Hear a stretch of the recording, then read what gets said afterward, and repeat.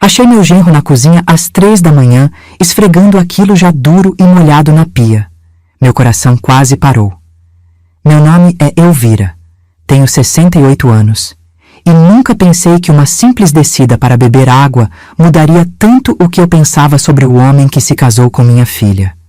A gente sempre pensa que conhece as pessoas que moram debaixo do nosso teto, não é mesmo?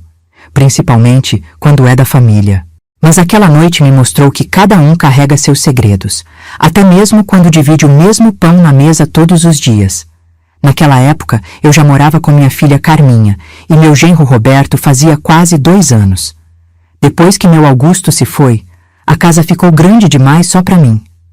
Os dois me convidaram para morar com eles, e no começo eu não queria, sabe? Sempre tive aquela coisa de não querer dar trabalho, mas acabei aceitando quando o médico disse que não era bom eu ficar sozinha por causa da pressão alta. Era uma casa bonita no bairro do Tatuapé, em São Paulo. Não era mansão, mas tinha 3 quartos, um quintalzinho nos fundos onde eu plantava minhas ervas e criava minhas flores. Meu quarto ficava no andar de cima, ao lado do quarto dos meus 2 netos adolescentes, o Lucas, de 17 anos, e a Bianca, de 15. Carminha e Roberto dormiam no quarto do primeiro andar, perto da sala. Naquela noite de julho, fazia um frio danado. São Paulo, quando esfria, parece que entra um gelo nos ossos da gente. Eu tinha ido dormir cedo, depois de ver minha novela, mas acordei com a garganta seca. Olhei para o relógio na mesinha. Eram exatamente 3h12 da manhã. Levantei devagar, peguei meu hobby velho, aquele estampado de flores roxas que minha irmã me deu no Natal de 5 anos atrás, e calcei minhas pantufas. A casa estava num silêncio que só quem já ficou acordado de madrugada conhece. Aquele silêncio que parece que dá até para ouvir a poeira caindo. Desci as escadas com cuidado para não fazer barulho.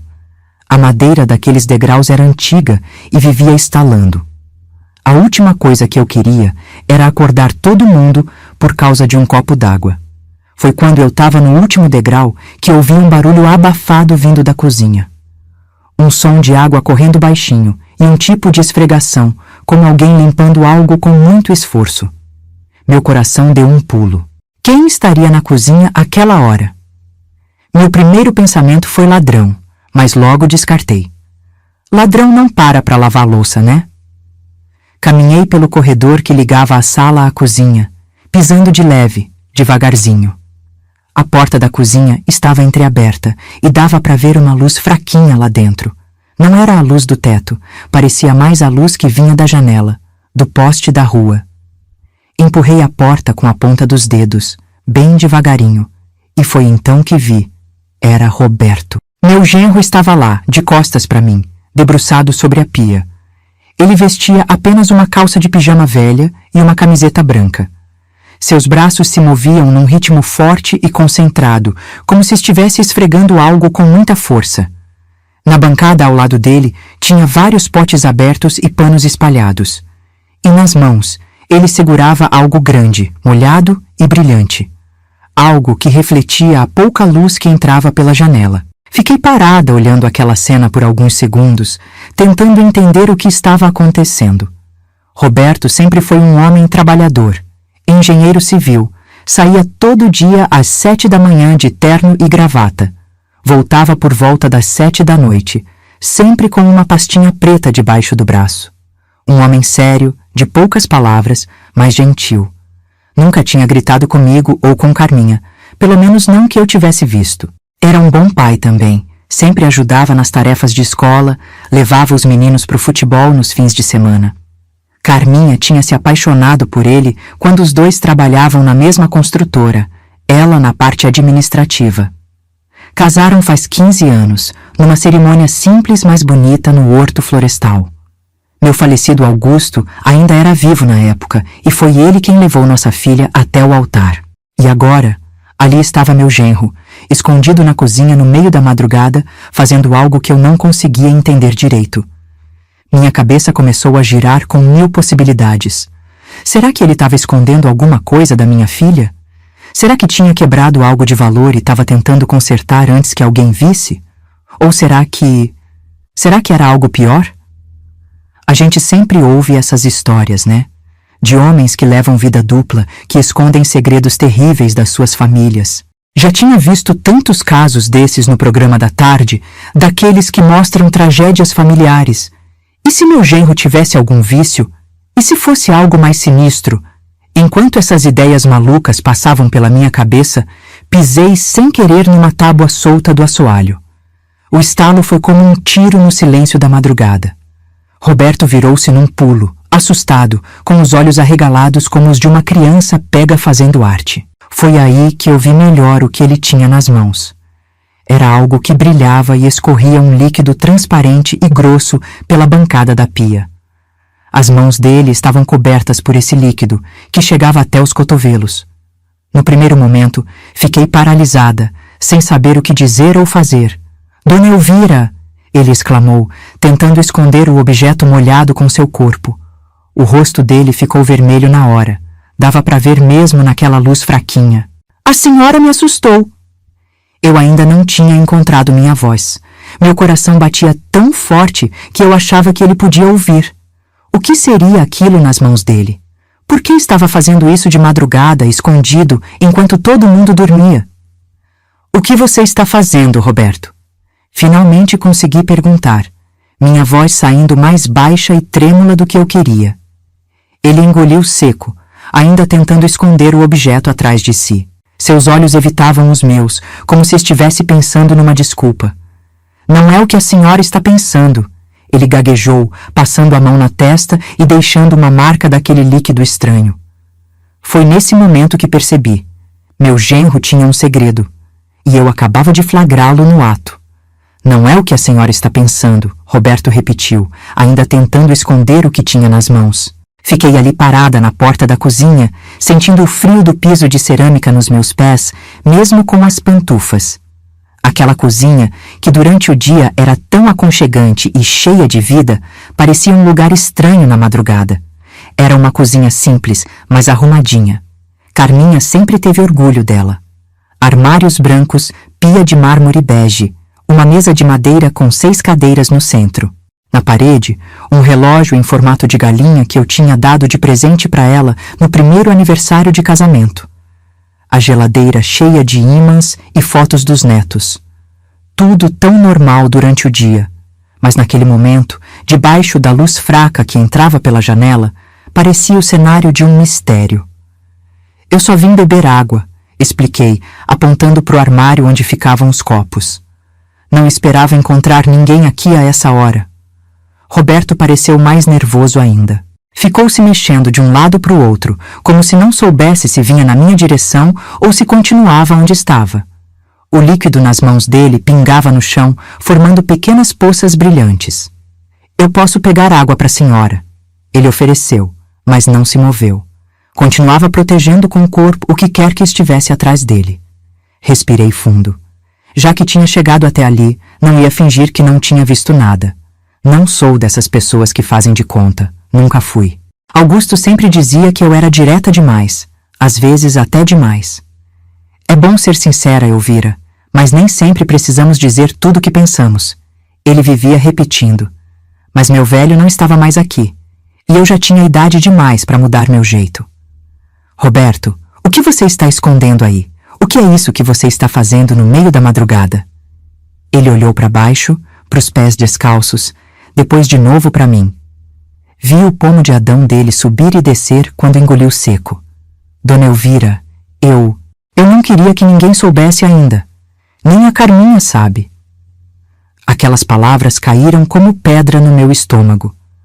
O que podia ser tão sério que nem minha própria filha sabia? Na minha cabeça, comecei a imaginar coisas terríveis. Talvez ele estivesse doente, com alguma doença grave, e estava tomando remédios escondido? Ou pior, e se fosse algo como drogas? Já tinha ouvido casos de pais de família que escondiam vícios durante anos. "Roberto, somos família. Se tem algum problema, a gente resolve junto", falei, tentando soar mais calma do que realmente estava. Foi então que ele respirou fundo, como quem toma uma decisão difícil, e se afastou devagar da bancada. O que vi me deixou confusa. Era um objeto grande, brilhante, coberto por um tipo de gel transparente que escorria. Levei alguns segundos para reconhecer o que era. Mas isso é o vaso de cristal da minha mãe! Exclamei, reconhecendo finalmente aquela peça que tinha ficado guardada por anos no armário da sala. Era um vaso antigo de cristal bacará, coisa fina mesmo, que minha mãe tinha ganhado de presente de casamento lá nos anos 40. Um vaso alto, todo trabalhado, que refletia a luz em 1000 pedacinhos quando o sol batia nele. Depois que mamãe morreu, ele veio para mim, mas eu nunca usei muito. Achava bonito demais, coisa para ficar guardada. Quando vim morar com Carminha, trouxe comigo junto com outras lembranças de família. O que você está fazendo com o vaso da minha mãe? Por que está passando esse negócio nele? Roberto finalmente conseguiu me olhar nos olhos. Ele parecia um menino pego fazendo arte, não um homem de quase 50 anos. É um produto especial, Dona Elvira, para restaurar cristal antigo. Franzi a testa, ainda sem entender. Restaurar? Mas o vaso não estava quebrado. Não, mas estava sem brilho, com manchas do tempo. Esse gel precisa ser aplicado em camadas, durante horas, para penetrar nas pequenas rachaduras do cristal e devolver o brilho original. Olhei melhor para a bancada e percebi que não era só o vaso que estava ali. Tinha outras peças menores. Um porta-retratos de prata, que eu reconheci como sendo da família do Roberto. Uma pequena caixa de madeira entalhada que parecia antiga, e alguns objetos que nunca tinha visto antes. A cozinha, que sempre foi o coração da casa, agora parecia uma oficina improvisada. Nas paredes amarelo claro, os calendários de mercado e os panos de prato bordados que Carminha colecionava contrastavam com aquela cena inusitada. O cheiro familiar de café e temperos tinha sido substituído por um cheiro leve de produto químico, não desagradável, mas diferente. Há quanto tempo você faz isso? Perguntei, me aproximando devagar. A curiosidade agora era maior que o susto inicial. Roberto passou a mão pelos cabelos grisalhos nas têmporas, deixando mais um pouco daquele gel brilhante neles. Faz uns 3 meses, ele admitiu. Comecei com peças pequenas. Descobri que tenho jeito para isso. 3 meses. O mesmo tempo que ele tinha mudado seus horários de trabalho. Antes saía e voltava sempre no mesmo horário. Nos últimos meses, às vezes chegava mais tarde, dizendo que tinha reuniões. Outras vezes saía mais cedo, alegando compromissos com clientes. Carminha nunca desconfiou de nada, sempre confiou no marido. Eu também nunca tinha visto motivo para duvidar dele. E por que de madrugada? Por que escondido? Ele deu de ombros, um gesto que não combinava com a situação. De dia não tenho tempo, e não queria contar para ninguém antes de ter certeza. Certeza do quê, Roberto? Ele hesitou por um momento, olhando para o vaso brilhante, depois para suas mãos cobertas pelo gel. De que eu conseguiria fazer direito. De que podia ser bom nisso. Havia algo na voz dele, uma mistura de orgulho e incerteza que me fez lembrar de Augusto quando tentava consertar coisas em casa.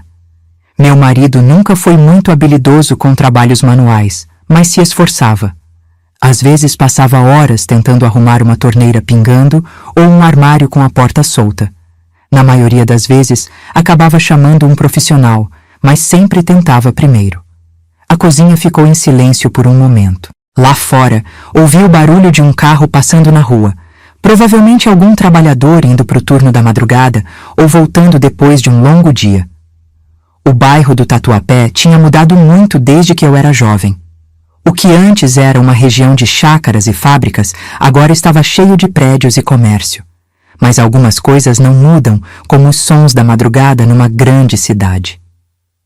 Posso ver? Perguntei, apontando para o vaso. Roberto pareceu aliviado com minha reação. Assentiu com a cabeça e se afastou um pouco mais da bancada, me dando espaço. Me aproximei devagar e olhei o vaso com atenção. Mesmo na pouca luz, dava para ver que estava diferente. O cristal brilhava de um jeito que eu não lembrava ter visto antes, nem quando era novo. As pequenas figuras entalhadas no vidro, flores e folhas em padrões delicados, pareciam quase saltar da superfície. Está ficando bonito, admiti surpresa. Roberto sorriu pela primeira vez desde que eu tinha entrado na cozinha. Um sorriso pequeno, tímido, mas genuíno. Ainda falta a última camada, ele explicou. Por isso estava fazendo agora. O produto precisa secar pelo menos 4 horas entre cada aplicação. Balancei a cabeça, começando a entender a situação, mas ainda sentindo que havia algo mais naquela história. Alguma coisa que Roberto não estava me contando. E por que ninguém pode saber? Porque nem mesmo Carminha sabe disso. O sorriso sumiu do rosto dele, substituído por uma expressão que eu não consegui decifrar na hora. Seus olhos evitaram os meus novamente. É complicado, dona Elvira, ele respondeu baixinho. Tem mais coisa que preciso explicar. É complicado, dona Elvira, Roberto repetiu, secando as mãos num pano que estava jogado ali perto. O gel deixou manchas brilhantes no tecido velho. Acho que a gente precisa conversar. Ele puxou uma cadeira da mesa da cozinha e fez um gesto para mim. Por favor, sente-se. Aquilo me deixou mais preocupada. Quando alguém pede para a gente sentar antes de contar algo, a coisa geralmente não é boa. Foi assim quando o médico me chamou para falar do Augusto. Foi assim quando a Carminha disse que ia se mudar para o outro lado da cidade. Sentei devagar na cadeira, sentindo o peso de meus 68 anos nas costas. Roberto sentou na cadeira em frente. A luz fraca que entrava pela janela jogava sombras no rosto dele, fazendo suas rugas parecerem mais fundas. Nunca tinha reparado como meu genro parecia cansado ultimamente. Dona Elvira, o que eu vou contar agora, eu peço que fique só entre nós, por enquanto. Apertei os lábios, não gostando do rumo daquela conversa. Roberto, se for algo que vai magoar minha filha... Não, não é nada disso, ele se apressou em dizer, balançando a cabeça. Eu amo a Carminha, nunca faria nada para magoar ela. É justamente por isso que eu não contei ainda. Cruzei os braços, esperando. O relógio de galinha na parede marcava quase 3h30 da manhã. O ponteiro dos segundos fazia tic-tac, o único som na cozinha além da nossa respiração. Há 3 meses, Roberto começou. Eu fui chamado na sala do diretor da construtora. Ele engoliu seco. Pensei que era por causa do projeto do novo shopping, sabe? Aquele que eu estava coordenando. Assenti com a cabeça. Lembrava da Carminha falando sobre esse projeto, dizendo como Roberto estava animado com ele. Mas não era isso, ele continuou. O diretor me disse que a empresa estava passando por dificuldades, que precisava cortar gastos e que eu estava sendo demitido. Arregalei os olhos. Demitido? Mas você trabalha lá há mais de 10 anos. 12 anos, ele corrigiu, com um sorriso triste. Pois é, parece que isso não importa muito hoje em dia. Eles preferiram ficar com os engenheiros mais jovens, que ganham menos. Fiquei em silêncio, processando aquela informação. Roberto tinha sido mandado embora do trabalho há 3 meses e ninguém em casa sabia? Como ele tinha escondido isso por tanto tempo? Mas, e os horários? As reuniões? Você sai todo dia de manhã e volta à noite. Roberto passou a mão pelo rosto, parecendo ainda mais cansado. Eu saio de casa e vou procurar emprego. Entrego o currículo, faço entrevistas. Mas não é fácil, dona Elvira. Não com a minha idade. Eles olham para mim e veem um cara de 48 anos, perto de se aposentar. Preferem contratar os jovens que saíram agora da faculdade. Balancei a cabeça, entendendo bem o que ele dizia. O mundo estava cada vez mais difícil para as pessoas com mais idade. Tinha visto isso acontecer com vários conhecidos. Mas por que não contar para Carminha? Ela é sua esposa. A senhora não entende, ele disse, baixando o olhar. Carminha tem tanto orgulho de mim, do marido engenheiro bem-sucedido. Como eu ia chegar e dizer que fui jogado fora como um papel velho? Que agora sou só mais um desempregado de meia-idade? A vergonha na voz dele me pegou de surpresa. Roberto sempre me pareceu tão seguro de si, tão forte. Vê-lo assim, quase quebrado, me deu um aperto no coração. E tem mais, ele continuou. Lucas está no último ano do colégio, quer fazer medicina. A Bianca acabou de entrar no ensino médio particular. Tem a prestação da casa, o plano de saúde, as contas. Vocês têm economias, não têm? Perguntei. Tínhamos, ele suspirou. Usamos boa parte no ano passado, quando reformamos a casa. O resto está acabando rápido. Fiquei olhando para aquele homem na minha frente. O marido da minha filha, o pai dos meus netos, um homem bom que eu conhecia há 15 anos, e só agora percebia que não sabia tudo sobre ele. E esse negócio de restaurar coisas? Perguntei, apontando para o vaso e as outras peças na bancada. O rosto de Roberto se iluminou um pouco. Isso começou por acaso, ele explicou. Lembra daquele relógio antigo da sala que parou de funcionar? Um dia, enquanto todos estavam fora, resolvi abrir para ver se conseguia consertar. Sempre gostei de trabalhos detalhistas, precisos. Na engenharia, a gente lida com coisas grandes, prédios, estruturas. Mas meus professores sempre diziam que eu tinha mãos boas para trabalhos finos. Ele olhou para as próprias mãos, ainda com restos do gel brilhante. Consegui consertar o relógio. Depois foi aquele rádio velho do Lucas, o colar quebrado da Bianca. Percebi que tinha jeito para isso.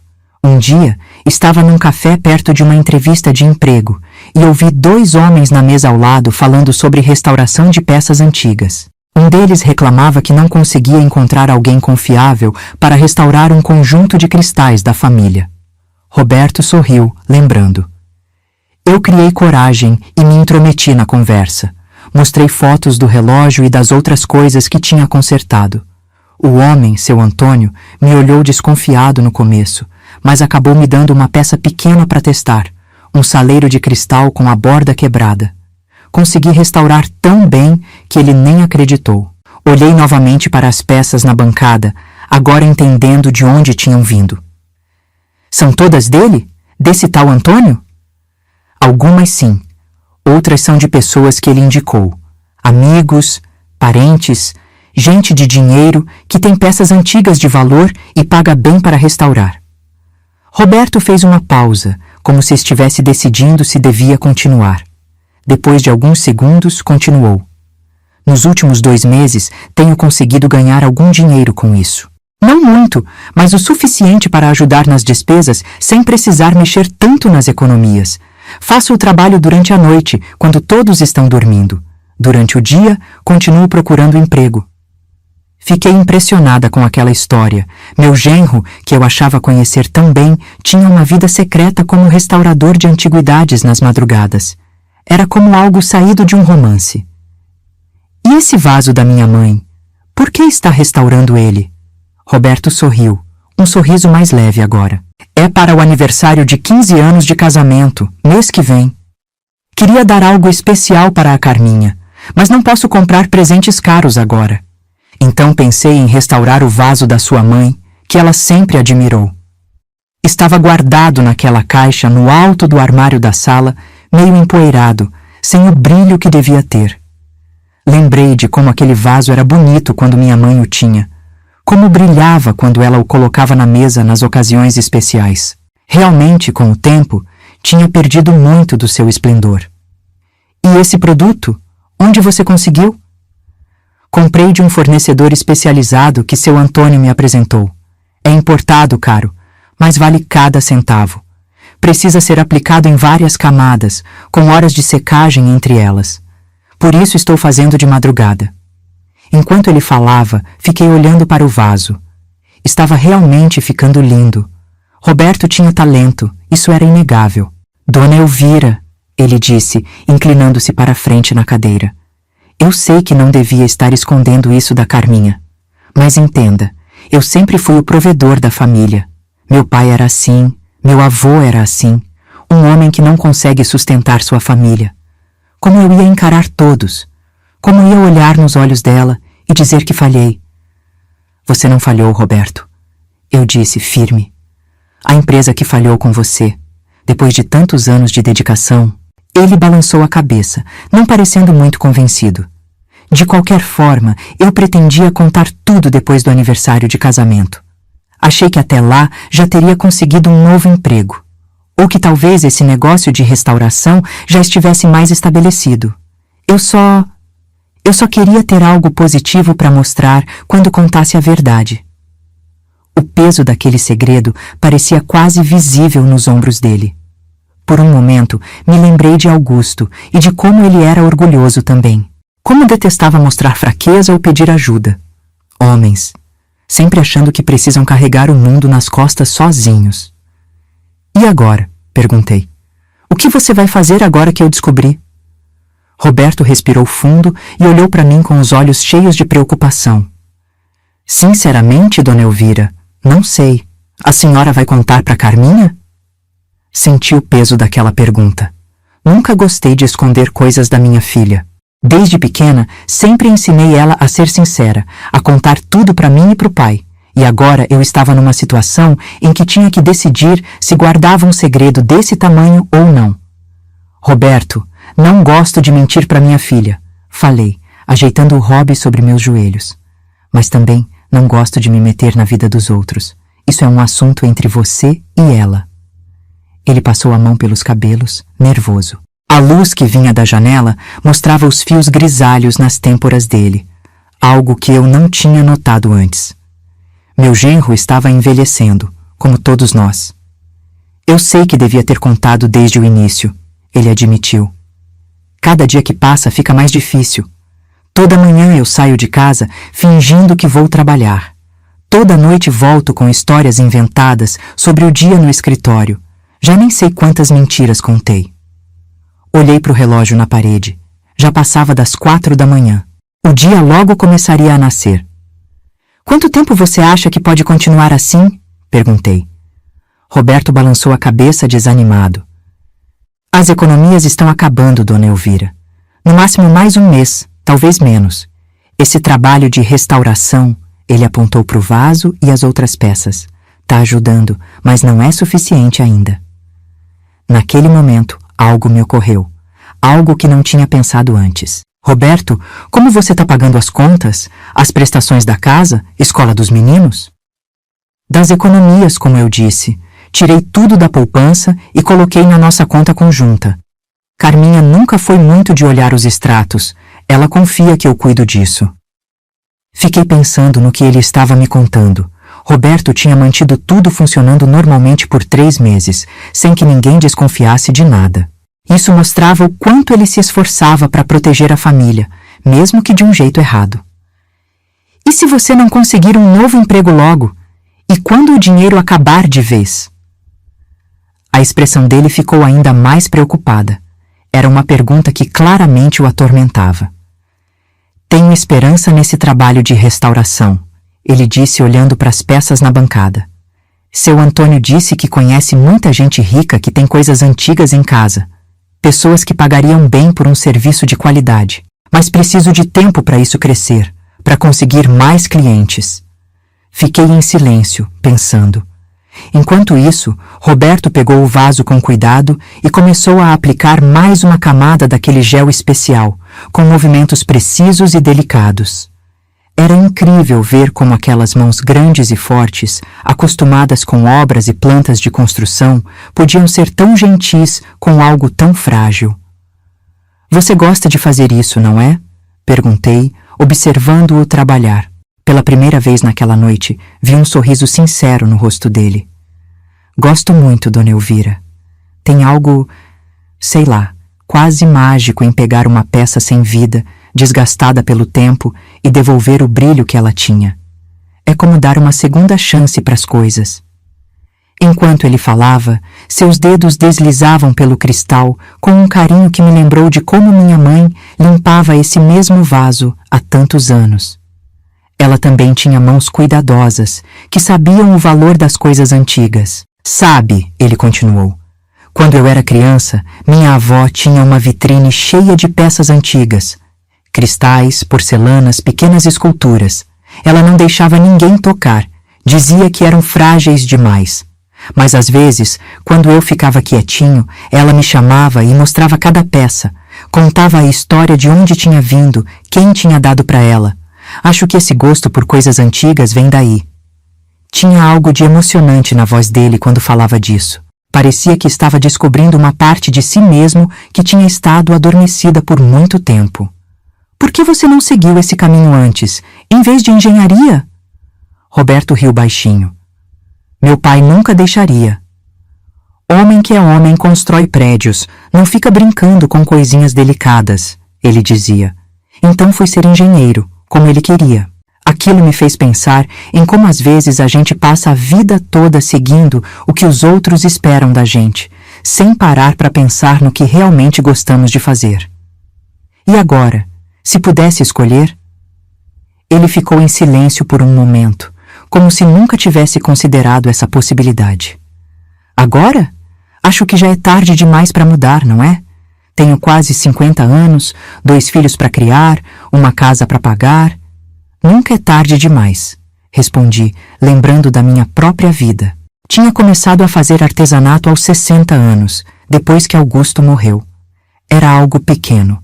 Fazia só para ocupar o tempo, mas me dava uma alegria que não esperava encontrar naquela altura da vida. Roberto terminou de aplicar o gel no vaso e o colocou cuidadosamente num canto da bancada onde podia secar sem ser perturbado. Então se virou para mim com uma expressão séria. Dona Elvira, a senhora me pegou numa situação difícil hoje. Mas de certa forma, até que foi bom desabafar com alguém. Carregar esse segredo sozinho estava ficando pesado demais. Senti uma pontada de compaixão por ele. Não devia ser fácil passar por tudo aquilo calado, tentando manter as aparências. Entendo, meu filho. Segredos têm um jeito de crescer dentro da gente, não é mesmo? Ficam cada vez mais pesados, até que a gente mal consegue se mover com eles. De repente, ouvimos um barulho vindo do andar de cima. Passos. Alguém tinha acordado. Trocamos olhares preocupados. Deve ser o Lucas, Roberto sussurrou. Ele às vezes levanta cedo para estudar antes da aula. Rapidamente, ele começou a guardar as ferramentas e os produtos, escondendo tudo dentro de uma caixa de ferramentas velha que eu nunca tinha visto antes. Eu me levantei para ajudar, colocando o vaso com cuidado dentro de um armário alto, onde ficaria seguro e fora de vista. Enquanto fazíamos isso, Roberto me olhou com olhos suplicantes. Por favor, dona Elvira, me dê um pouco mais de tempo. Prometo que vou contar tudo para Carminha logo, mas queria fazer isso do meu jeito, depois do nosso aniversário de casamento, quando o vaso estiver pronto. Antes que eu pudesse responder, os passos ficaram mais próximos, descendo a escada. Rapidamente, Roberto ligou a torneira da pia e começou a lavar as mãos, tentando tirar os restos do gel. Eu peguei um copo no armário e enchi de água, como se fosse isso que tinha vindo fazer na cozinha. Lucas apareceu na porta com cara de sono e o cabelo todo bagunçado. Nos olhou com surpresa. Vó? Pai? O que vocês estão fazendo acordados essa hora? Vim beber água, meu filho, respondi mostrando o copo. Sua avó já tá velha, não dorme a noite toda como vocês jovens. Roberto secou as mãos numa toalha, tentando parecer natural. E eu levantei para ver se tinha deixado uns documentos do trabalho na cozinha. Achei que tinha trazido para revisar depois do jantar. Lucas olhou para o pai com aqueles olhos atentos que ele tem. Por um momento, achei que ele ia fazer mais perguntas. Meu neto sempre foi observador, desde pequeno, mas ele apenas deu de ombros. Tá bom, eu vim pegar um lanche, não consigo estudar de estômago vazio. Enquanto Lucas abria a geladeira, Roberto e eu trocamos olhares. Ele parecia aliviado por termos escapado do interrogatório, mas eu sabia que essa situação não podia continuar por muito tempo. Segredos como esse têm um jeito de vir à tona quando menos se espera. Quando Lucas sentou à mesa com um sanduíche e um copo de leite, Roberto disse que ia voltar para a cama. Me lançou um último olhar significativo antes de sair da cozinha. Fiquei ali com meu neto, fingindo que era apenas mais uma madrugada normal. Mas dentro da minha cabeça, tudo estava diferente. Acabava de descobrir um lado do meu genro que não conhecia, e agora carregava um segredo que podia mudar a vida da minha família. Tá tudo bem, vó? Lucas perguntou, me olhando com curiosidade. A senhora parece preocupada. Forcei um sorriso. Tá tudo bem, meu filho, só pensando na vida, coisa de velho. Mas enquanto dizia isso, já sabia que nada estava bem, e que, A partir daquela madrugada, as coisas em nossa casa nunca mais seriam as mesmas. Os dias depois daquela madrugada passaram devagar, como se o tempo tivesse esticado igual massa de pão. Cada manhã, eu via Roberto sair com sua pasta de trabalho, dando um beijo em Carminha, fingindo que ia para um emprego que não existia mais. Cada noite, eu ouvia os passos dele na cozinha depois que todos dormiam, trabalhando nas suas restaurações. Era um peso enorme guardar aquele segredo. Me sentia dividida entre a lealdade ao meu genro, que tinha confiado em mim, e o amor pela minha filha, que merecia saber a verdade. Várias vezes peguei o telefone para ligar para o meu compadre Geraldo, que sempre foi meu conselheiro nas horas difíceis, mas desisti. Esse não era meu segredo para contar. Uma semana depois da nossa conversa na cozinha, as coisas começaram a ficar ainda mais complicadas. Estava ajudando Carminha a dobrar as roupas na lavanderia quando ela comentou preocupada: "Mãe, acho que tem algo estranho acontecendo com o Roberto." Meu coração deu um pulo. "Estranho como, filha?" Ela baixou a voz, mesmo não tendo mais ninguém em casa naquela hora. Lucas e Bianca estavam na escola, Roberto no trabalho. "Ele anda diferente, cansado, distraído. Outro dia, achei ele olhando para o extrato bancário com uma cara tão preocupada. Quando perguntei o que foi, ele disfarçou, disse que era só uma conta que tinha esquecido de pagar." Dobrei uma toalha com cuidado, tentando esconder meu nervosismo. "Homem sempre se preocupa com dinheiro, minha filha. Seu pai era assim também." "Não é só isso", Carminha continuou, mordendo o lábio. "Tem mais coisa. Semana passada liguei na construtora para falar com ele, precisava saber se podia convidar o chefe dele para o aniversário de casamento. A secretária disse que ele não estava, que tinha saído cedo para uma reunião. Mas à noite, quando perguntei sobre essa reunião, ele me olhou com uma cara estranha, disse que não teve reunião nenhuma." Senti um frio na barriga.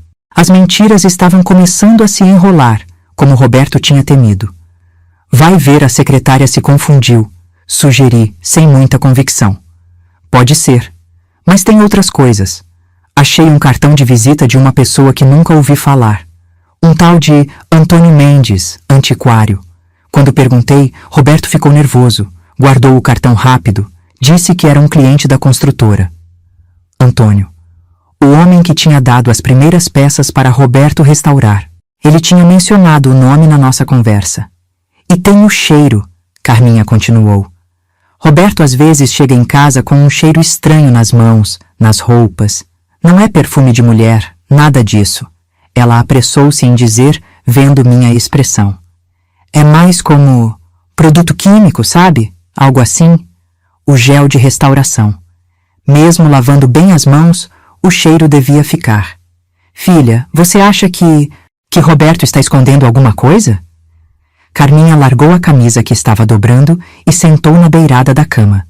Seus olhos estavam marejados. "Não sei, mãe. Às vezes penso besteira. Será que ele está doente? Com alguma doença grave e não quer me contar para não me preocupar?"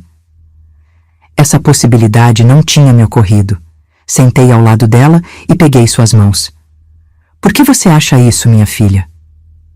Semana passada, acordei de madrugada e ele não estava na cama. Encontrei ele na cozinha mexendo numa caixa de remédios. Quando me viu, fechou a caixa rápido. Disse que era só uma dor de cabeça, mas parecia assustado, como se eu tivesse pego ele fazendo algo errado. Provavelmente não eram remédios, mas os produtos de restauração. Ainda assim, a preocupação de Carminha era genuína, e isso partia meu coração. "Já tentou conversar com ele sobre isso?" Ela enxugou uma lágrima. "Tentei, mas ele desconversa. Diz que está tudo bem, que eu estou imaginando coisas. Mas conheço meu marido, mãe. 15 anos de casada, sei quando tem algo errado." Respirei fundo. Estava cada vez mais difícil manter aquele segredo. Roberto precisava contar a verdade. E logo. Mas eu tinha prometido dar tempo a ele, deixá-lo resolver isso do jeito dele. "Filha, homem às vezes guarda coisas. Seu pai era assim também. Se preocupava com tudo, mas só contava para mim quando já não aguentava mais carregar o problema sozinho. Mas o que eu faço, mãe? Espero, insisto. Tenho medo que seja algo grave. Antes que eu pudesse responder, o telefone tocou. Carminha atendeu. Vi seu rosto mudar enquanto ouvia. Quando desligou, estava pálida. Era do banco. Disseram que tem um problema com nosso cartão de crédito. A fatura venceu há 3 dias e não foi paga. Senti outro aperto no estômago. As coisas estavam começando a desmoronar. Roberto sempre paga tudo em dia. Carminha continuou confusa. Ele é tão organizado com as contas. Deve ter sido um esquecimento, falei tentando acalmá-la. Com tanto trabalho na construtora. Vou ligar para ele, decidiu Carminha pegando o celular. Isso não é normal. Ela discou o número, esperou. 1, 2, 3 chamadas. Nada. Caixa postal, disse, desligando. Tentou mais uma vez, com o mesmo resultado. Ele deve estar em reunião, comentei, tentando parecer natural. Na verdade, eu sabia que Roberto provavelmente estava em alguma entrevista de emprego, ou talvez entregando currículo. Lugares onde não podia atender telefone. Carminha pareceu ainda mais preocupada. Vou na construtora, decidiu de repente. Preciso falar com ele pessoalmente. Meu coração disparou.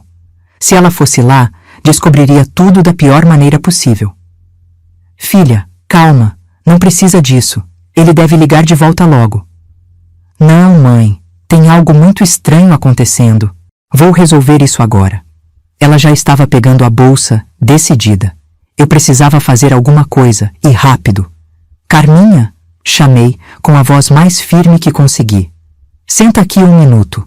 Antes de você sair correndo, tem uma coisa que você precisa saber. Minha filha parou, me olhando desconfiada. O que foi, mãe? A senhora sabe de alguma coisa? Senti o peso daquela decisão. Tinha prometido a Roberto que não contaria. Mas agora, vendo o desespero da minha filha, não podia mais guardar o segredo. Sei algumas coisas, sim, admiti. Mas não é o que você está pensando. Não é doença, nem outra mulher, nada disso. Carminha voltou a sentar na cama, os olhos fixos em mim. Então o que é, mãe? Pelo amor de Deus, fala logo. Respirei fundo, tentando encontrar as palavras certas. Seu marido, Roberto está com problemas, filha. Problemas financeiros. Como assim? Que tipo de problemas? Era a hora da verdade. Não tinha mais volta. Ele perdeu o emprego, Carminha. Faz 3 meses. O rosto da minha filha se transformou. Primeiro confusão, depois choque, depois uma compreensão dolorosa, enquanto as peças se encaixavam em sua mente. Perdeu o emprego? Mas ele sai todo dia para trabalhar, volta contando do escritório. Como assim? Ele tem fingido, filha. Sai de casa e vai procurar emprego, entregar currículo. Não teve coragem de contar para ninguém. Carminha levantou-se, agitada, andando de um lado para outro do quarto. Não pode ser. Por que ele faria isso? Por que esconderia algo assim de mim? Sou a esposa dele. Vergonha, filha. Medo de decepcionar você, as crianças. Ele sempre foi o provedor da família. Sabe como o homem é orgulhoso com essas coisas. Carminha parou de andar e me encarou. Seus olhos agora mostravam mais que preocupação. Havia uma mistura de mágoa e raiva. Como a senhora sabe disso tudo? Ele contou para a senhora, mas não para mim? Era a pergunta que eu temia. Expliquei então sobre aquela madrugada na cozinha, sobre como tinha encontrado Roberto com o vaso de cristal, sobre nossa conversa. Deixei de fora alguns detalhes, como a restauração ser um novo negócio que ele estava tentando começar. Achei melhor que ele mesmo contasse essa parte. Quando terminei, Carminha estava chorando. Não era um choro escandaloso, era silencioso, o tipo que dói mais de ver. 3 meses, ela repetiu como se não acreditasse. 3 meses de mentiras, todos os dias. Ele ia contar, filha, depois do aniversário de vocês, quando o vaso estivesse pronto. O vaso? Ela enxugou as lágrimas com raiva. Que vaso? Que importância tem um vaso agora? Ele mentiu para mim por 3 meses inteiros, mãe. Percebi que tinha falado demais. A história do vaso era para ser uma surpresa. É um presente que ele estava preparando para você, algo especial. Mas Carminha já não estava mais ouvindo. Pegou o celular novamente e digitou uma mensagem rápida. "O que você está fazendo?" perguntei preocupada. "Estou mandando uma mensagem para o Roberto, dizendo que sei de tudo e que ele precisa vir para casa agora para conversarmos." Engoli em seco. Não era assim que eu tinha imaginado que as coisas aconteceriam. Roberto devia estar desesperado agora, recebendo uma mensagem dessas sem saber exatamente o que Carminha tinha descoberto. "Filha, tenta ter calma. Ele deve estar sofrendo muito com isso também." Carminha me olhou com os olhos duros, algo que raramente vi em sua expressão. "A senhora sabia, mãe. Sabia há mais de uma semana e não me contou. Por quê?" A acusação em sua voz me feriu profundamente. "Ele me pediu tempo, filha. Prometi que não contaria. E a promessa para ele valia mais que sua lealdade a mim?" Aquilo me deixou sem palavras. Era uma pergunta impossível de responder. Como escolher entre a confiança do meu genro e o bem-estar da minha filha? Não havia resposta certa. O celular de Carminha vibrou com uma resposta. Ela olhou a mensagem e depois para mim, com uma expressão que misturava triunfo e dor. "Ele está vindo para casa agora. Diz que podemos conversar e que vai explicar tudo." Foi nesse momento que percebi. Nossa família estava prestes a enfrentar uma tempestade e eu, sem querer, tinha ajudado a desencadeá-la. A espera por Roberto naquela tarde foi uma das mais longas da minha vida. Carminha ficou na sala, sentada no sofá, olhando fixo para o nada, como uma estátua. Tentei ficar com ela, mas o clima estava tão pesado que acabei indo para a cozinha fazer um café. Quando a gente está nervosa, fazer algo com as mãos ajuda a acalmar. Enquanto mexia o café no fogão, 1000 pensamentos passavam pela minha cabeça. Talvez eu tivesse feito a coisa errada. Talvez devesse ter deixado Roberto contar do jeito dele, na hora certa. Mas vendo minha filha tão aflita, não consegui guardar mais aquele segredo. O café começou a subir e eu tirei do fogo. Naquele exato momento, ouvi o barulho da chave na fechadura. Roberto tinha chegado. Desliguei o fogão e fiquei parada ali, sem saber se devia ir para a sala ou ficar na cozinha. Decidi ficar. Aquela primeira conversa precisava ser só entre os dois. Da cozinha, conseguia ouvir o que acontecia na sala, mesmo sem ver. Primeiro o barulho da porta abrindo, depois passos pesados e finalmente a voz de Roberto baixa e tensa. "Carminha, eu posso explicar." "Explicar o que exatamente?" A voz da minha filha estava calma demais, daquele jeito perigoso que as mulheres ficam quando estão muito magoadas. "Que você perdeu o emprego há 3 meses e não me contou? Que tem saído todo dia fingindo que vai trabalhar? Que nossa situação financeira está um desastre e eu não sabia de nada?" Silêncio por alguns segundos. Depois Roberto falou, a voz carregada de derrota. "Tudo isso, eu não sabia como contar. Tinha medo da sua reação, medo de te decepcionar." "Me decepcionar?" A voz de Carminha subiu um tom. "O que me decepciona é a mentira, Roberto. Como você pôde esconder algo tão sério de mim por tanto tempo? Sou sua esposa." Eu sei. A voz dele parecia embargada, como se estivesse à beira das lágrimas. Nunca tinha ouvido meu genro assim. Foi um erro, eu reconheço, mas a cada dia que passava, ficava mais difícil contar. Eu pensava, amanhã eu conto, amanhã vai ser mais fácil, mas nunca era. Ouvi o som de alguém se movendo no sofá, provavelmente Carminha se afastando dele. E mamãe? Como ela ficou sabendo antes de mim? Senti meu estômago afundar. Era o que eu temia. Minha filha se sentindo traída 2 vezes, pelo marido e por mim. Ela me pegou de surpresa, naquela noite na cozinha, com o vaso. Que história é essa de vaso? Mamãe mencionou algo, mas não entendi. Roberto respirou fundo, tão forte que pude ouvir da cozinha. É uma parte da história que é diferente. Posso te mostrar? Silêncio. Imagino que Carminha deve ter assentido, porque ouvi os passos de Roberto se afastando, depois voltando. Arrisquei uma olhadinha pela porta da cozinha. Vi Roberto colocando algo embrulhado num pano sobre a mesa de centro. Com cuidado, ele desembrulhou, revelando o vaso de cristal da minha mãe. Mesmo da minha posição, pude ver como o vaso estava diferente. Brilhava intensamente, como se fosse novo, cada detalhe do cristal perfeitamente visível. Era como se tivesse voltado no tempo, para quando minha mãe o recebeu, décadas atrás. — O que é isso? Carminha perguntou, a voz um pouco menos dura. — É o vaso da sua avó, Roberto explicou. Estava restaurando ele para te dar de presente no nosso aniversário de casamento. Sua mãe me pegou trabalhando nele de madrugada. — Você restaurou isso? — Sim. A voz de Roberto ganhou um tom diferente, quase orgulhoso. Descobri que tenho talento para isso. Comecei a fazer pequenos concertos em casa, depois peças mais complicadas. Um dia, por acaso, conheci um antiquário, seu Antônio. Ele começou a me passar trabalhos de restauração. Voltei para dentro da cozinha, não querendo ser vista espiando, mas continuei ouvindo a conversa. Roberto, isso não explica por que você escondeu que perdeu o emprego. Por que não me contou logo? No começo, achei que seria temporário. Pensei que conseguiria outro emprego rapidamente, que nem precisaria te preocupar com isso. Mas as semanas foram passando, as entrevistas não davam em nada. Por causa da idade?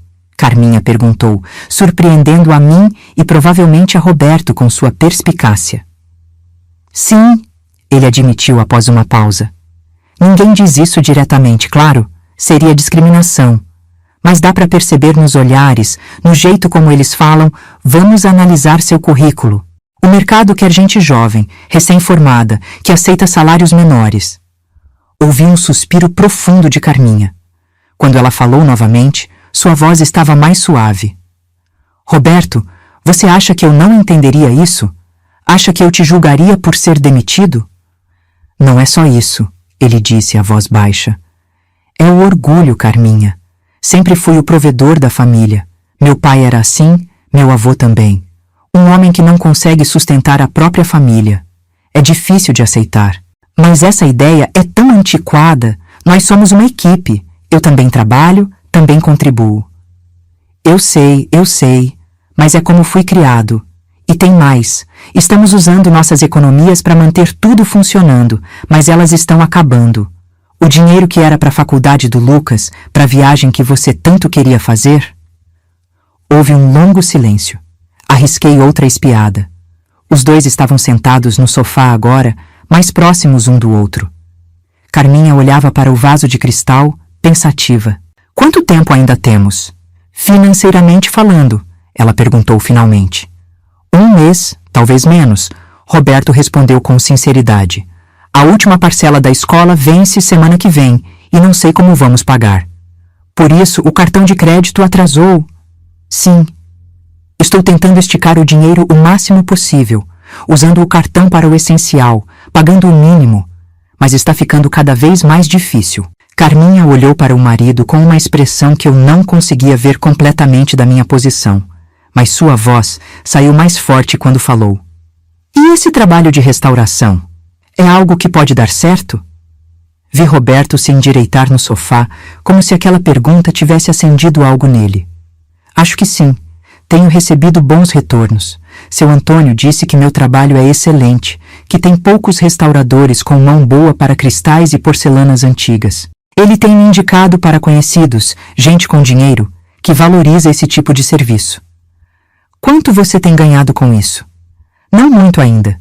1.000, 2.000 por mês, dependendo das peças. Mas seu Antônio diz que posso ganhar muito mais quando tiver meu próprio ateliê, quando puder trabalhar com mais peças ao mesmo tempo. Carminha ficou em silêncio por um momento. Depois se levantou e andou até a janela. Fiquei tensa, sem saber o que ela estava pensando. Por que você trabalha de madrugada? Ela perguntou subitamente. Porque é o único horário disponível, Roberto explicou. Não tenho um espaço adequado. Uso a cozinha porque a luz é boa e tem a pia para lavar as peças. Faço quando todos estão dormindo para não atrapalhar. E também, para ninguém descobrir antes que eu estivesse pronto para contar. Carminha se virou para ele, os braços cruzados. Você realmente gosta disso, não é? Dá para ouvir na sua voz quando você fala. Roberto pareceu surpreso com a observação. Gosto, sim, muito. É completamente diferente da engenharia. Lá eu lidava com coisas grandes, prédios, estruturas. Aqui é o oposto, trabalho delicado, minucioso, que exige paciência e sensibilidade. Acho que finalmente encontrei algo que realmente amo fazer. Foi então que aconteceu algo que não esperava. Carminha caminhou até Roberto, pegou suas mãos e as examinou atentamente. Mãos fortes de engenheiro, agora também mãos de restaurador. Você devia ter me contado, ela disse, mas sem a raiva de antes. Poderíamos ter enfrentado isso juntos desde o início. Eu sei. Roberto baixou a cabeça. Foi o maior erro da minha vida, esconder isso de você. Mas tive tanto medo. Medo de falhar como marido, como pai. Carminha levantou o rosto dele com a mão, fazendo-o olhar nos olhos dela. Você não falhou, Roberto. A empresa que falhou com você, depois de tantos anos de dedicação, eram quase as mesmas palavras que eu tinha dito a ele naquela noite. Ver minha filha reagindo assim, com compreensão apesar da mágoa, encheu meu coração de orgulho. O que vamos fazer agora? Roberto perguntou, a voz cheia de incerteza. Foi nesse momento que decidi entrar na sala. Os dois olharam para mim surpresos, como se tivessem esquecido que eu estava em casa. Acho que tenho uma ideia, falei, caminhando até eles. Mas antes, vamos tomar um café. Essa conversa ainda vai longe, e precisamos estar bem acordados para tomar decisões importantes. Carminha me olhou com uma expressão que misturava ressentimento e gratidão. Ainda estava magoada comigo por eu ter guardado o segredo, mas ao mesmo tempo parecia aliviada por eu estar ali, pronta para ajudar. Que ideia, mãe? Ela perguntou, enquanto eu colocava o bule de café na mesa de centro, junto com 3 xícaras. Olhei para o vaso de cristal brilhando intensamente sob a luz da tarde. Então olhei para Roberto, que parecia exausto, mas também, de alguma forma, mais leve agora que a verdade estava exposta. Lembram daquele porão que seu pai usava como oficina? Perguntei, servindo o café. Está vazio há anos. Acho que seria um ótimo lugar para um ateliê de restauração, não acham? Os olhos de Roberto se arregalaram com a sugestão, enquanto um pequeno sorriso começava a se formar nos lábios de Carminha. Naquele momento, senti que nossa família poderia sobreviver a essa tempestade, e talvez até sair mais forte do outro lado. No dia seguinte, acordamos todos com uma energia diferente em casa. Era como se um peso enorme tivesse sido tirado, mesmo que os problemas ainda estivessem lá. Roberto não fingiu ir trabalhar pela primeira vez em 3 meses. Em vez disso, tomamos café juntos, os 3, e depois fomos olhar o porão. Era um espaço grande que ficava nos fundos da casa, com entrada separada pelo quintal. Augusto, meu falecido marido, tinha feito dali sua oficina de marcenaria depois que se aposentou. Era o cantinho dele, onde passava horas fazendo pequenos móveis, caixinhas, brinquedos de madeira para os netos. Depois que ele se foi, fechei o lugar e raramente entrava lá. Doía demais ver as ferramentas dele, sentir o cheiro de madeira que ainda permanecia no ar.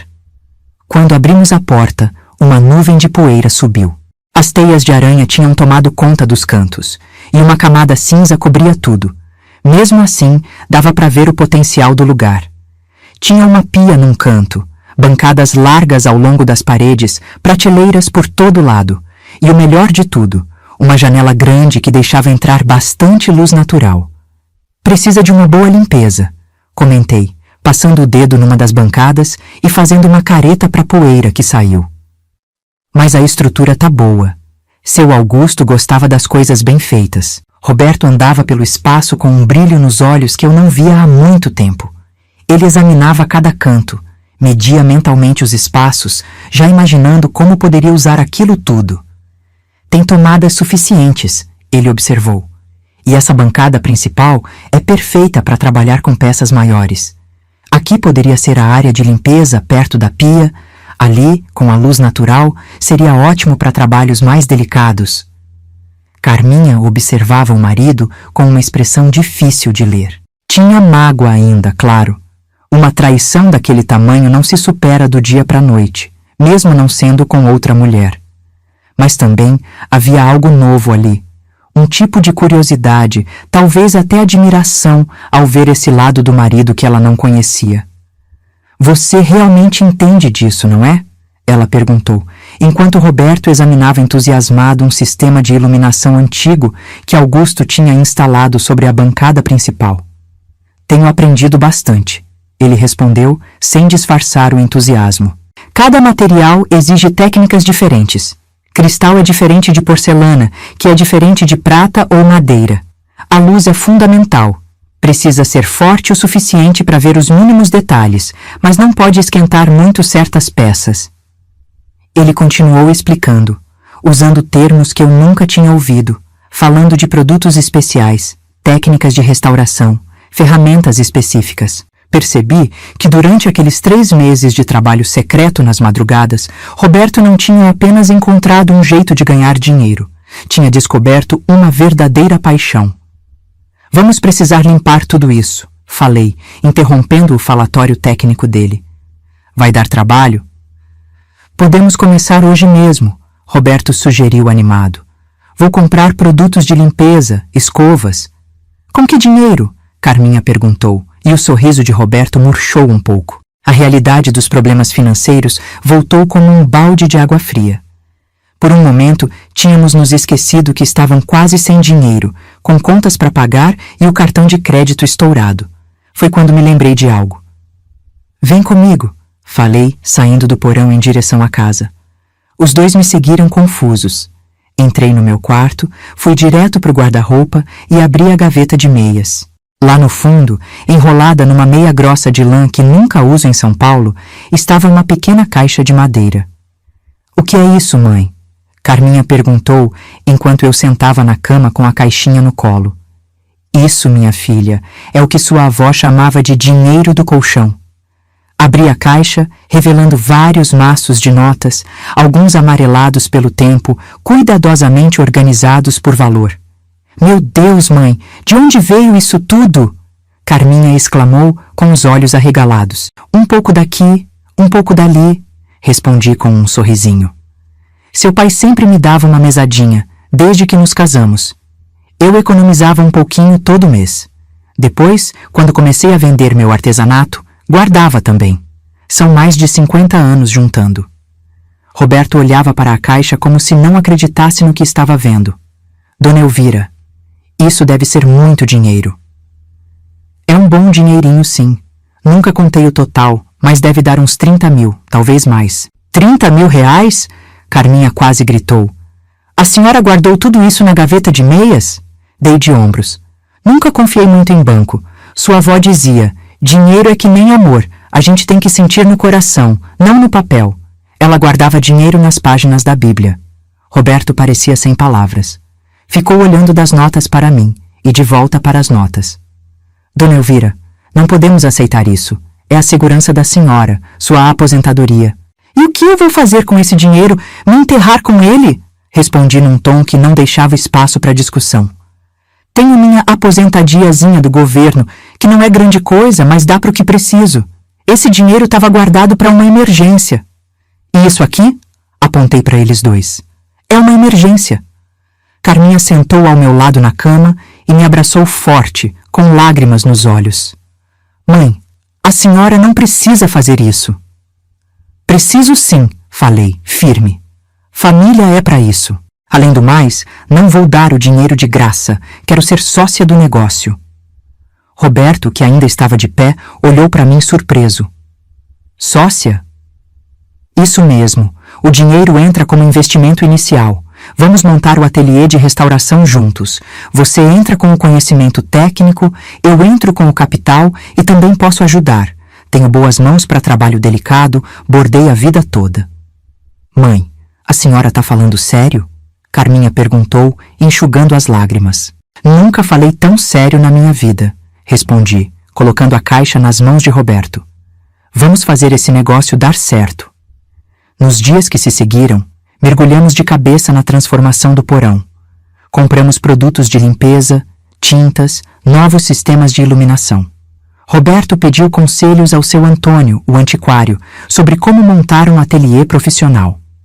Seu Antônio ficou tão empolgado com a ideia que veio pessoalmente nos visitar e deu várias sugestões valiosas. A limpeza foi a parte mais difícil. Anos de poeira não saem fácil. Eu, Roberto e Carminha trabalhamos juntos por uma semana inteira. Até os meninos ajudaram depois que contamos toda a verdade para eles. No início, Lucas e Bianca ficaram chocados ao saber que o pai tinha perdido o emprego e escondido isso por tanto tempo. Mas quando viram o entusiasmo dele com o novo projeto e principalmente quando entenderam que isso poderia salvar as finanças da família, entraram de cabeça. Lucas, meu neto mais velho, revelou um talento surpreendente para a organização. Foi ele quem criou um sistema de catalogação para as peças que chegavam para a restauração. Bianca, sempre habilidosa com computador, se ofereceu para criar um site simples e perfis nas redes sociais para divulgar o trabalho do pai. Com o dinheiro que eu tinha guardado, conseguimos comprar equipamentos profissionais. Lupas de aumento, ferramentas especiais para trabalhos delicados, produtos importados para restauração de diferentes materiais. Roberto lia tudo o que podia sobre o assunto, assistia vídeos na internet, trocava informações com outros restauradores que seu Antônio apresentava. Uma tarde, enquanto pintávamos as paredes do ateliê de um branco luminoso, Roberto parou de repente, o pincel no ar, e olhou para mim e para Carminha. Sabem de uma coisa? Acho que perder aquele emprego foi a melhor coisa que aconteceu na minha vida. Carminha ergueu as sobrancelhas, surpresa. Como assim? Eu nunca fui realmente feliz como engenheiro, ele confessou. Fiz porque meu pai queria, porque era uma profissão respeitada, porque dava dinheiro, mas nunca senti essa empolgação, essa vontade de aprender mais, de melhorar, de ver o resultado do meu trabalho. Ele olhou em volta para o ateliê que estava ganhando forma. Aqui, cada peça que restauro me dá uma satisfação que nunca senti construindo prédios. É como devolver vida a algo que estava esquecido, desvalorizado. Sinto que estou criando beleza, preservando história. Naquele momento, olhando para o rosto iluminado do meu genro, entendi que estávamos testemunhando não apenas a transformação de um porão velho em um ateliê de restauração, mas a transformação de um homem que finalmente encontrava seu verdadeiro caminho. A primeira encomenda oficial veio 2 semanas depois que terminamos de montar o ateliê. Era um conjunto de 6 taças de cristal Baccarat, antigas, que pertenciam à família de um amigo do seu Antônio. O homem pagou adiantado, confiando na indicação. Roberto trabalhou naquelas taças como nunca o vi trabalhar em nada. Cada movimento preciso, cada aplicação de produto calculada ao milímetro. Eu ajudava como podia, principalmente na limpeza inicial das peças e na organização. Carminha, que tinha tirado férias do trabalho para ajudar na transição, cuidava da parte administrativa.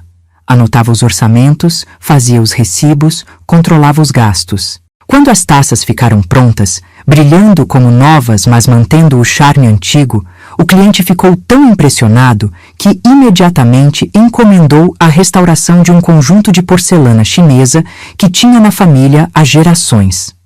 Está começando, Roberto disse naquela noite enquanto olhávamos para a primeira entrada de dinheiro legítimo no novo negócio. Não era muito. 3.000 reais pelas taças, mas representava o início de algo novo, algo honesto, algo com futuro. E se der certo? Carminha perguntou, ainda cautelosa. E se não der? Roberto pegou a mão dela e sorriu. Se der certo, teremos construído algo nosso, algo que amamos fazer. Se não der, bom, pelo menos tentamos juntos em família. E isso já vale a pena. Olhei para os dois, sentindo que algo importante tinha mudado na nossa dinâmica familiar. A mentira de Roberto tinha sido terrível, mas da crise tinha nascido uma nova possibilidade, um novo começo. E eu, que achava que aos 68 anos já tinha vivido tudo o que tinha para viver, estava embarcando numa nova aventura. Naquela noite, antes de dormir, olhei pela janela do meu quarto para o quintal, onde a luz do ateliê ainda estava acesa. Roberto trabalhava numa nova peça. Pensei em Augusto e em como ele ficaria feliz de ver sua velha oficina ganhando vida novamente, com um novo propósito. A vida tem dessas coisas. Quando uma porta se fecha, às vezes é só para a gente perceber que existe uma janela aberta que a gente nem tinha notado antes. O primeiro mês do ateliê de restauração foi mais difícil do que esperávamos. Mesmo com todo o nosso entusiasmo, a realidade tem um jeito de testar nossa força. As encomendas não vinham com a frequência que precisávamos. O dinheiro, mesmo com minha economia, começou a ficar apertado de novo. As contas continuavam chegando: escola dos meninos, prestação da casa, supermercado, remédios. Uma tarde, encontrei Roberto sentado no ateliê, olhando para uma peça antiga de opalina que tinha acabado de restaurar. Um abajur delicado com desenhos de flores. Estava perfeito. O vidro leitoso brilhava como se tivesse sido feito ontem, não há mais de 100 anos. Mas o rosto dele mostrava preocupação. O que foi? Perguntei, me sentando numa banqueta ao lado dele. Esse abajur ficou 3 semanas aqui, Dona Elvira, ele disse, passando a mão suavemente na superfície da peça. 3 semanas de trabalho cuidadoso, produtos caros, horas e horas de dedicação. Sabe quanto vou receber por ele? R$2.000. Não é pouco, comentei. Não é suficiente, ele corrigiu. Se fizer as contas, considerando o tempo, os materiais, o conhecimento, mal cobre os custos. E enquanto eu trabalhava nele, poderia ter feito 3 ou 4 peças menores, que dariam mais retorno. Percebi que meu genro estava aprendendo uma lição que todo pequeno empresário aprende cedo ou tarde. Nem sempre o que amamos fazer é o que dá mais dinheiro. E o que pretende fazer? Perguntei. Ele suspirou. Preciso ser mais seletivo com as encomendas, focar em peças que dão melhor retorno financeiro. Menos tempo, mais resultado. Aquela conversa me fez perceber que o sonho estava enfrentando a realidade. Roberto amava restaurar peças difíceis, desafiadoras, que exigiam toda a sua habilidade e paciência. Mas essas nem sempre eram as mais lucrativas. Em casa, os problemas também apareceram. As crianças, depois do entusiasmo inicial com o novo negócio do pai, começaram a sentir os efeitos das mudanças. Lucas, que sempre sonhou em fazer medicina, teve que ouvir que talvez precisasse tentar uma faculdade pública ou escolher um curso menos caro. Bianca não poderia mais fazer o intercâmbio que tanto queria. Pequenos luxos que antes eram normais, comer fora nos fins de semana, comprar roupas novas com frequência, foram cortados. Carminha voltou ao trabalho depois das férias, mas pediu redução de carga horária para poder ajudar mais no ateliê. Isso significou menos salário, justo quando mais precisávamos. Estou pensando em vender o carro, Roberto anunciou uma noite durante o jantar. O quê? Carminha quase derrubou o garfo. Mas como você vai entregar as peças, buscar material? Posso usar transporte público ou alugar um carro quando precisar, ele argumentou. O dinheiro da venda daria para respirar por mais alguns meses, pagar o colégio dos meninos até o fim do ano, pelo menos. A tensão era palpável na mesa. Percebi que, apesar de todo o nosso esforço, estávamos numa corda bamba financeira. O negócio estava crescendo, mas não rápido o suficiente para cobrir todas as necessidades. Foi quando Lucas, meu neto esperto, teve uma ideia que mudaria tudo. Pai, por que você não dá aulas de restauração? Ele sugeriu, entre uma garfada e outra. Tipo um curso para pessoas que têm peças antigas em casa e querem aprender a cuidar delas. Roberto olhou para o filho como se ele tivesse dito algo em outro idioma. Aulas? Eu nunca dei aula na vida. Mas você sabe fazer? Bianca entrou na conversa. E tem muita gente rica que coleciona antiguidades e não sabe como cuidar direito. A mãe da Júlia, minha amiga do colégio, tem um monte de prataria da avó que fica sempre manchando. Poderíamos cobrar por aluno, fazer turmas pequenas. Carminha acrescentou, empolgando-se com a ideia. Usaríamos o ateliê nos fins de semana, que é quando você não tem tanto trabalho. Vi meu genro considerar a ideia, rodando o garfo no prato distraidamente. Não sei se tenho paciência para ensinar, ele confessou. E se as pessoas não gostarem, se acharem que não vale o dinheiro? Só tem um jeito de descobrir, falei entrando na conversa. Tentando. Foi assim que surgiu o curso de conservação e pequenas restaurações para colecionadores, como Roberto decidiu chamar. Com a ajuda de Bianca, criamos um folheto simples anunciando o curso de um fim de semana, com preço que consideramos justo, R$ 1.000 por pessoa, incluindo material para uma turma de, no máximo, 5 alunos. Seu Antônio, sempre disposto a ajudar, distribuiu os folhetos entre seus clientes mais abastados. Carminha enviou para colegas de trabalho que conhecia. Bianca divulgou nas redes sociais que tinha criado para o ateliê. Para nossa surpresa, em 3 dias, as 5 vagas estavam preenchidas. Mais surpreendente ainda, tinha lista de espera. Não acredito, Roberto disse, olhando para a lista de inscritos. Tem gente disposta a pagar R$ 1.000 para aprender comigo?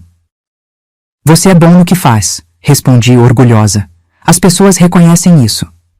O primeiro curso foi um sucesso enorme. Roberto, que tinha medo de não saber ensinar, descobriu que tinha talento para isso. Era paciente, explicava bem, sabia mostrar as técnicas de um jeito que todos entendiam. Os alunos saíram encantados, dizendo que tinham aprendido mais em 2 dias do que em meses tentando sozinhos. A senhora tinha razão, Roberto me disse depois, enquanto arrumávamos o ateliê. Às vezes a gente só descobre do que é capaz quando tenta. A partir daí, os cursos se tornaram parte regular do negócio. Todo mês, um fim de semana era dedicado a ensinar. As turmas sempre enchiam, muitas vezes com os mesmos alunos voltando para aprender técnicas mais avançadas. O dinheiro dos cursos ajudou a equilibrar as finanças enquanto o trabalho de restauração crescia mais devagar. Mas nem tudo foram flores. Uma cliente rica, dona de uma coleção importante de porcelanas, fez uma encomenda grande para Roberto. Eram 12 pratos raros, do século XVIII, avaliados em muito dinheiro. Ele trabalhou semanas naquelas peças, usando as técnicas mais avançadas que conhecia. Quando entregou, a cliente olhou com desdém. Não era isso que eu queria, ela disse, apontando para pequenas imperfeições que eram parte da história das peças, não falhas na restauração. Queria que ficassem como novos, sem marca nenhuma. Mas, senhora, Roberto tentou explicar, a restauração ética preserva a história do objeto. Eliminar todas as marcas do tempo desvalorizaria as peças. Não me importa o que é ético, ela rebateu com arrogância. Paguei para ficarem perfeitas. Foi uma situação terrível. A mulher se recusou a pagar o valor combinado, dizendo que o trabalho estava mal feito. Roberto, que tinha investido tempo e material caro, ficou arrasado. Talvez eu não seja tão bom quanto pensei, ele disse aquela noite, sentado no quintal, olhando para as estrelas. Carminha sentou ao lado dele e pegou sua mão. Você é excelente no que faz. Aquela mulher que não entende nada de restauração de verdade. No dia seguinte, para nossa surpresa, seu Antônio apareceu em casa. Tinha ouvido sobre o incidente com a cliente e estava furioso. Aquela dona Mercedes sempre foi impossível, ele disse, aceitando o café que ofereci. Já arruinou o trabalho de outros restauradores com suas exigências absurdas. Na verdade, vim aqui para fazer uma proposta. A proposta era tentadora. Seu Antônio estava se aposentando e queria alguém para assumir parte dos trabalhos de restauração que recebia em sua loja. Alguém em quem confiasse, alguém como Roberto. Não posso pagar um salário, ele explicou. Mas posso encaminhar clientes, recomendar seu trabalho, deixar algumas peças minhas para você restaurar e vender na loja, com comissão. Seria uma parceria. Foi como se uma porta se abrisse quando estávamos encurralados num beco sem saída. Essa associação com seu Antônio, um nome respeitado no mercado de antiguidades, daria ao negócio de Roberto a credibilidade que ainda faltava.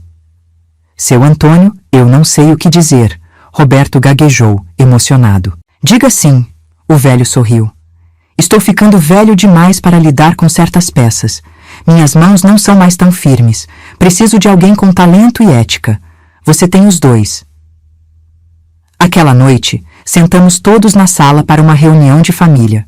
Roberto expôs a situação financeira com honestidade, algo que agora ele fazia sempre, aprendida a lição sobre segredos. Estamos melhorando, mas ainda não estamos seguros, ele explicou. Os cursos ajudam, A parceria com seu Antônio vai ser excelente, mas precisamos de mais. Talvez vender mesmo o carro, mudar os meninos de escola. Foi quando Lucas, meu neto, agora com quase 18 anos, levantou a mão como se estivesse na sala de aula. Pai, mãe, eu tomei uma decisão, ele disse, a voz firme apesar da idade. Vou tentar medicina na USP. É pública, não precisa pagar. E vou trabalhar meio período para ajudar em casa. Bianca também se pronunciou. Eu posso dar aulas particulares de matemática. Tem um monte de criança no bairro que precisa de reforço. Isso daria um dinheirinho para ajudar também. Olhei para aquela cena com o coração apertado. Meus netos estavam crescendo, enfrentando a realidade mais cedo do que deveriam, talvez.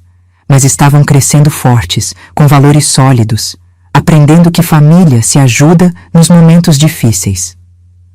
Roberto parecia sem palavras. Seus olhos brilhavam de emoção. Nós vamos conseguir, Carminha disse, apertando a mão do marido. Juntos, e quem sabe, daqui a alguns anos, esse ateliê no quintal se torne uma loja de verdade, com o seu nome na porta. Pela primeira vez em meses, vi um sorriso verdadeiramente relaxado no rosto do meu genro. Não era mais um sorriso de quem fingia que tudo estava bem, nem um sorriso tenso de quem tenta ser otimista apesar do medo. Era o sorriso de um homem que, mesmo enfrentando dificuldades, tinha encontrado seu caminho. E eu, observando tudo isso, sentia que talvez minha economia guardada na meia durante tantos anos tinha encontrado seu verdadeiro propósito. Não era apenas para uma emergência médica ou para meu próprio conforto na velhice. Era para ajudar minha família a construir algo novo quando o velho desmoronasse. 6 meses se passaram desde aquela madrugada em que encontrei Roberto na cozinha com um vaso de cristal. 6 meses de trabalho duro, preocupações, aprendizados e pequenas vitórias. O ateliê Restaura Vida, nome que Bianca sugeriu e todos adoramos, estava começando a se firmar de verdade. Numa manhã de sábado ensolarada, estava sentada no quintal tomando meu café, observando o movimento no ateliê. Era dia de curso, e Roberto recebia os alunos com uma confiança que não tinha no começo. Já não era o engenheiro desempregado, escondendo seu fracasso da família. Era um restaurador respeitado, um professor admirado por seus conhecimentos. Carminha se aproximou e sentou na cadeira ao meu lado, com sua própria xícara de café. — No que está pensando, mãe? Ela perguntou, seguindo meu olhar para o ateliê. — Em como as coisas mudam, respondi. 6 meses atrás, estávamos todos desesperados, achando que o mundo ia acabar. Hoje, olha só. Carminha sorriu. Ainda não estamos ricos, mas pelo menos não precisamos mais vender o carro. Era verdade. A situação financeira tinha melhorado consideravelmente. Não estávamos nadando em dinheiro, mas as contas estavam em dia. As economias começavam lentamente a se reconstruir. E o mais importante, a família tinha encontrado um novo equilíbrio. Nunca vi Roberto tão feliz, Carminha comentou. Mesmo nos tempos bons na construtora, ele nunca chegava em casa tão animado, tão cheio de histórias para contar sobre o trabalho.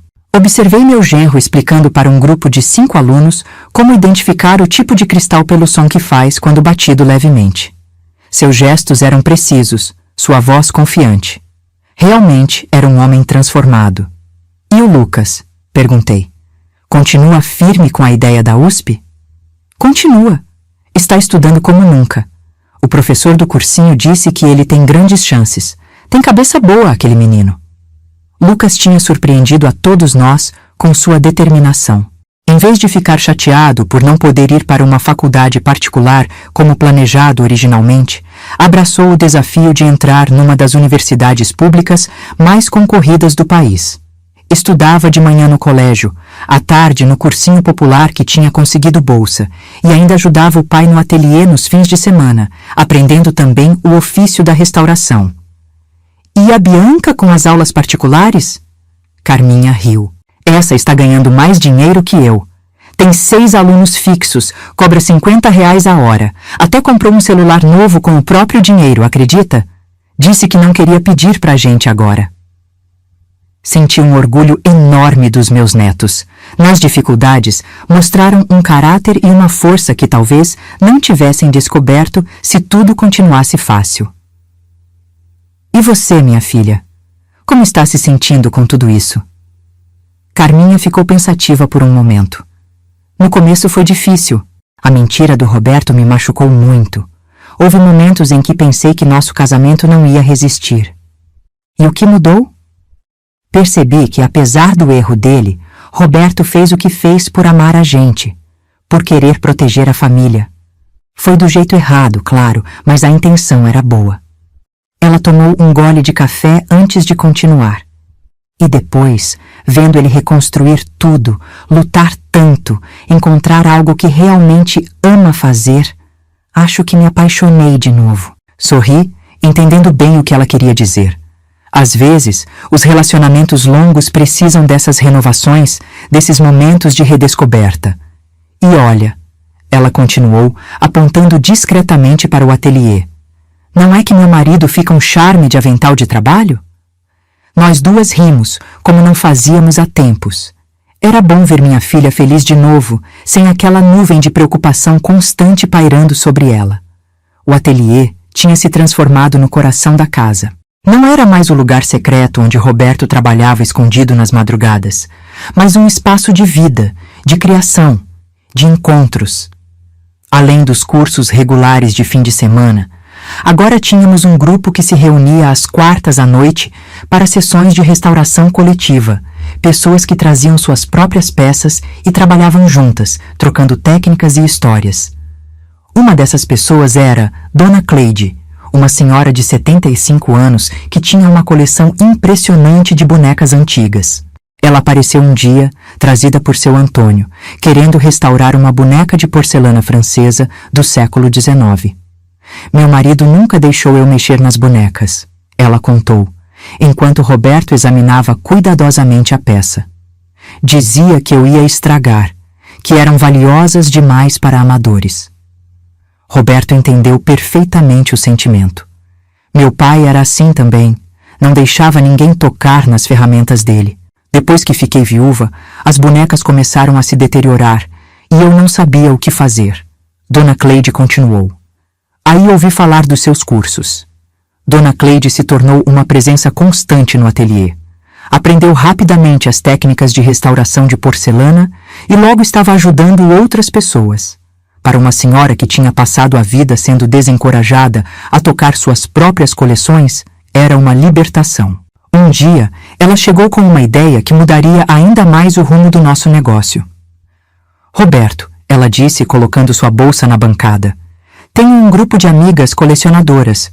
Todas têm o mesmo problema. Peças antigas que precisam de cuidados e ninguém confiável para fazer o serviço.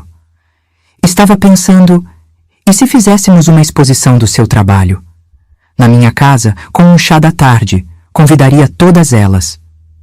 Assim nasceu o primeiro chá de restauração, como acabamos chamando. Na casa imponente de Dona Cleide no Pacaembu, Roberto montou uma pequena exposição com antes e depois de suas restaurações mais impressionantes. O vaso de cristal da minha mãe tinha lugar de destaque, claro, junto com fotos do processo de restauração. 25 senhoras da alta sociedade paulistana compareceram. Entre bolinhos e chás finos, Roberto falou sobre seu trabalho, respondeu perguntas, demonstrou algumas técnicas básicas. Ao final da tarde, tinha recebido encomendas que garantiriam 3 meses de trabalho e mais uma turma completa para o curso avançado. Viu só? Disse para Roberto no caminho de volta para casa. Quem imaginaria, 6 meses atrás, que você estaria dando palestras para a nata da sociedade? Ele riu, balançando a cabeça. Se alguém me dissesse, eu não acreditaria. A vida dá voltas, não é, Dona Elvira? E que voltas? Concordei.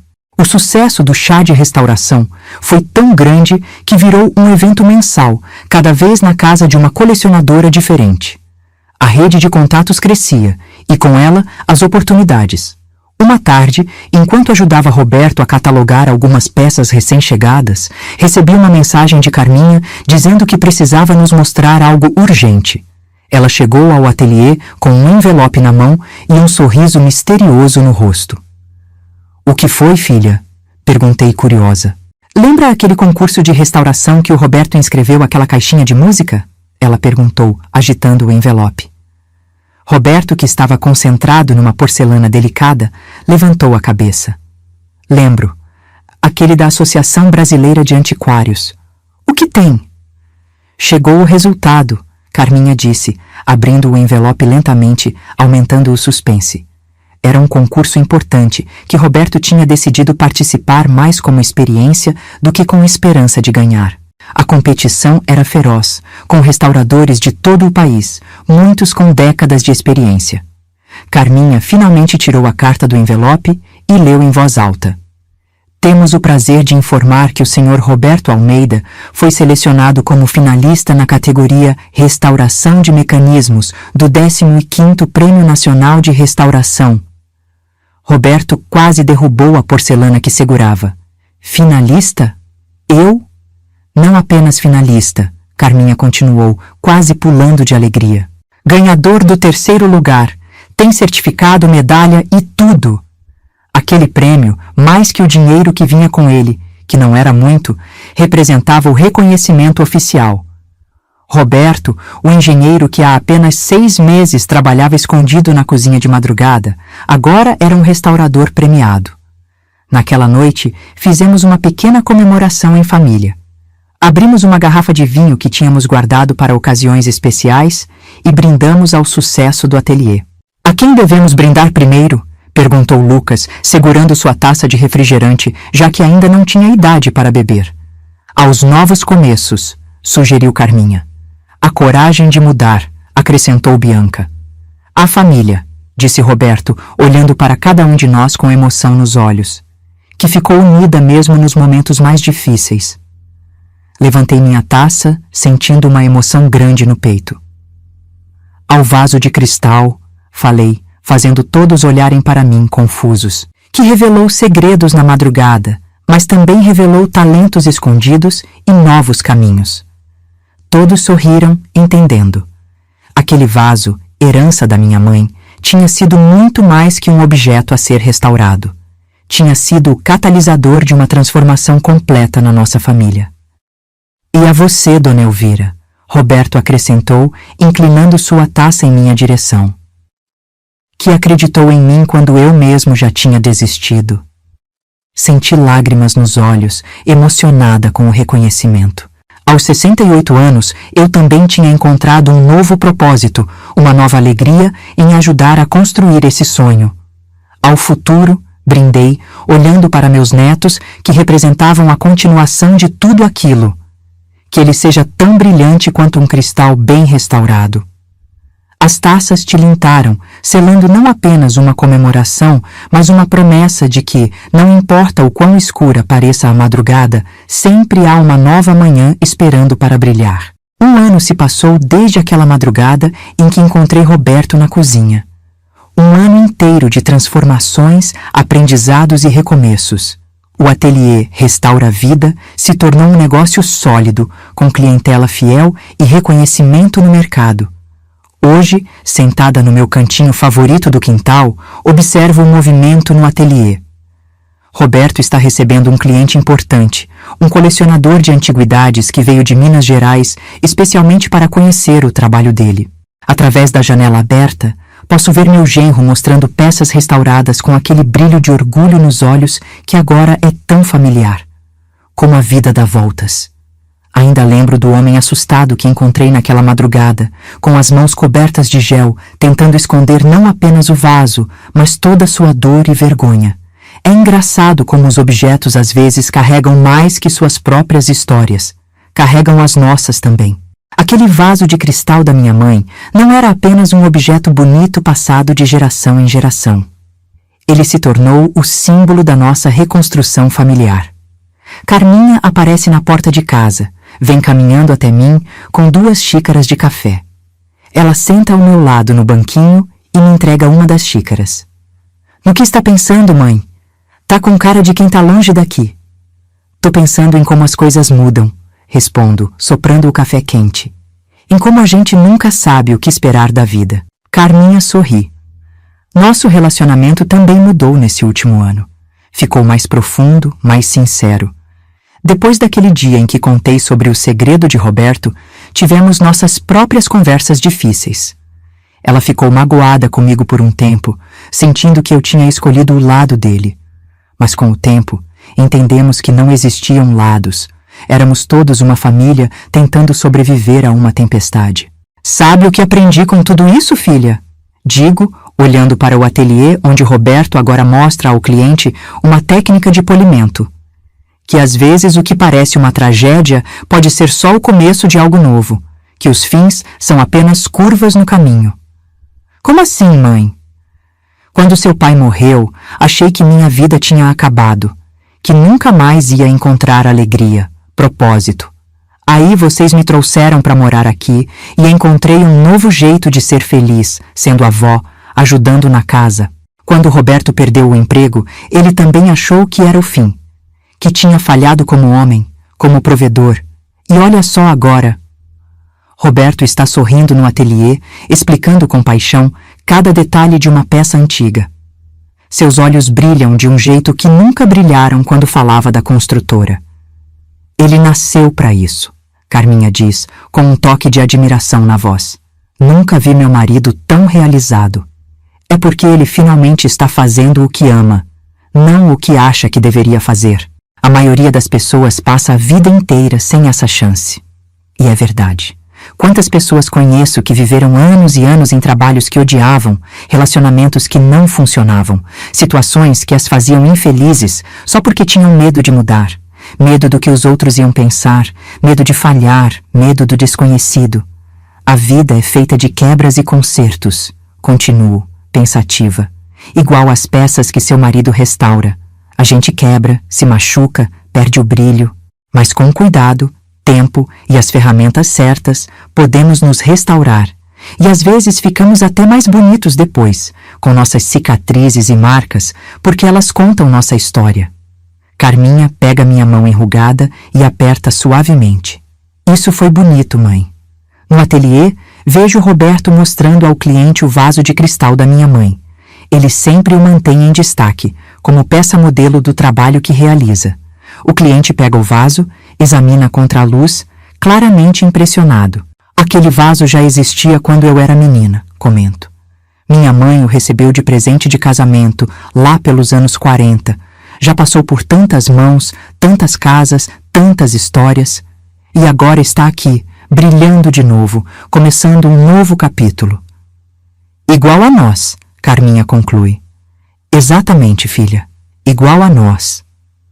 Lucas e Bianca aparecem no quintal, voltando da escola. Meus netos também mudaram nesse ano. Amadureceram, ficaram mais responsáveis, mais unidos à família.